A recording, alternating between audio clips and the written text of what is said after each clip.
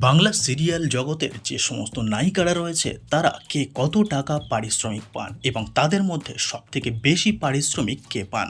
বন্ধুরা, Bangla serial industry চিরদিনই নতুন এবং পুরনো প্রজন্মের দর্শকদের কাছে বিনোদনের বড় মাধ্যম।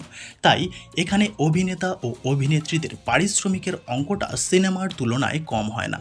মাসে কয়েক লক্ষ টাকা পর্যন্ত বেতন পান তারা।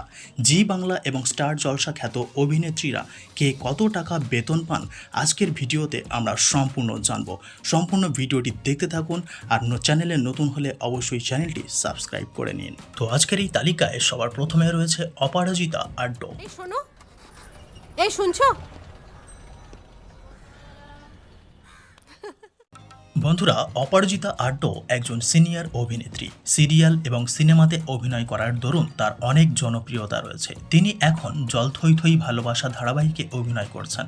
তবে এর আগে লক্ষ্মী কাকিমা সুপারস্টার, জল নপুর, চোখের তারা তুই, পুন্নি পুকুর সহ একাধিক সিরিয়ালে অভিনয় করেছেন।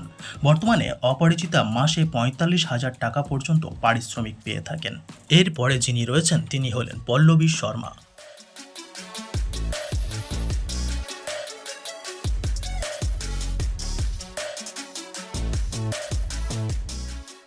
বন্ধুরা, নিমফুলের মধু খ্যাত অভিনেত্রী পল্লবী শর্মাও এই মুহূর্তে বাংলা সিরিয়ালের একজন জনপ্রিয় অভিনেত্রী। তিনি কে আপন কে পর সিরিয়ালে প্রথম অভিনয় করেন আর তখন তার পারিশ্রমিক ছিল ২০,০০০ টাকা। পল্লবীর বর্তমান পারিশ্রমিক ১,৭০,০০০ টাকা। আর আপনাদের মধ্যে কারা এই অসম্ভব সুন্দরী অভিনেত্রীর ফ্যান রয়েছেন অবশ্যই কমেন্ট করে জানাবেন। আর এরপরে রয়েছেন সোলাঙ্কি রায়। বলা, আমি মন সোহাগের ঘর সিরিয়ালে সন্ধ্যামণির পাঠ করি। আমার মনিমা। বন্ধুরা, ইচ্ছে নদী, প্রথমা কাদম্বিনী, ফাগুন বউ খ্যাত অভিনেত্রী সোলাঙ্কিকে শেষবার গাঁটছড়া সিরিয়ালে অভিনয় করতে দেখা গিয়েছে। তিনি ঘড়ির চরিত্রে অভিনয় করার জন্য প্রতি মাসে ৩,৬০,০০০ টাকা বেতন নিতেন। হিসেব অনুযায়ী এই সোলাঙ্কি রায় সিরিয়াল নায়িকাদের মধ্যে সবথেকে বেশি পারিশ্রমিক পেয়েছেন। আর এই সোলাঙ্কি রায়কে আপনারা কারা কারা পছন্দ করেন অবশ্যই কমেন্ট করে জানাবেন। আর এরপরে রয়েছেন তৃণা সাহা।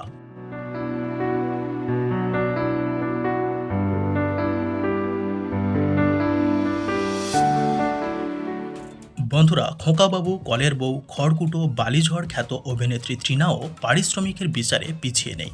তিনি অভিনয় জীবন শুরু করার মুহূর্তে প্রতি মাসে ১৪ থেকে ১৬,০০০ টাকা বেতন পেতেন। তবে এখন তার পারিশ্রমিক অনেকটাই বেড়ে গিয়েছে। আর তৃণাকে আপনাদের কেমন লাগে অবশ্যই কমেন্ট করে জানাবেন।